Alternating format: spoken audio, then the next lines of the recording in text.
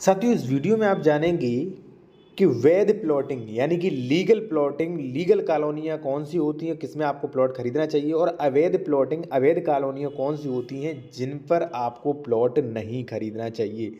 एक चीज़ मैं और आपको बता दूं कि आपने कई बार देखा होगा कि फलाने शहर में 10 अवैध कॉलोनियाँ जो हैं वो घोषित की गई, इन पर बुलडोजर चलेगा। तो बिल्कुल चलेगा। एक चीज़ और है कि कभी भी अवैध कॉलोनी वैध नहीं बनाई जा सकती है। ठीक है जी। तो आप कैसे अवैध प्लॉट और अवैध कॉलोनियों में प्लॉट खरीदने से साथियों बच सकते हैं, क्या नियम कानून है वो आप जान लीजिए। एक चीज़ मैं आपको और बता दूं, कोई भी लीगल एडवाइस लेना चाहते हैं तो आप ले सकते हैं। कॉन्टैक्ट नंबर वीडियो की डिस्क्रिप्शन में आपको मिल जाएगा। साथियों, एक चीज़ आप जान लीजिए, देखिए वैध अवैध का फ़र्क क्या है कि जैसे मान लीजिए आप कोई प्रॉपर्टी खरीद रहे हैं, प्रॉपर्टी परचेज कर रहे हैं, मान लीजिए प्लॉट खरीद रहे हैं, तो वहाँ पे सबसे पहले तो आप म्यूटेशन और मान लीजिए जो सेक्शन 8143 है वो तो आप देख लेते हैं।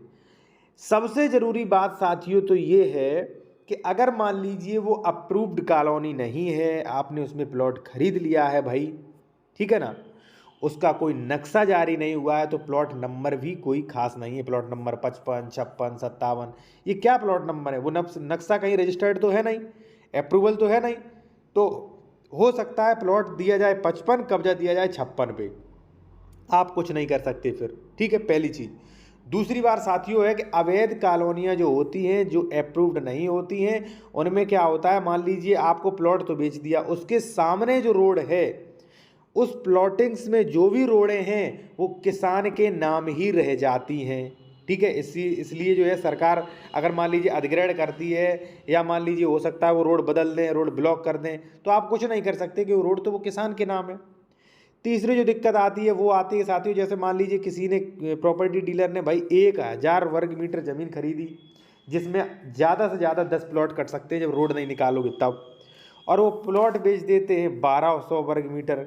अब भाई 200 तो अवैध की, या तो ग्राम सभा पास में पड़ी होगी, या चरागाह या तालाब, उस पर कब्जा करके आपको पकड़ा दिया, रजिस्ट्री कर दी। ठीक है, तो आपका तो वहाँ से रजिस्ट्री कैंसिल होगी और का कब्जा भी हटेगा आपका।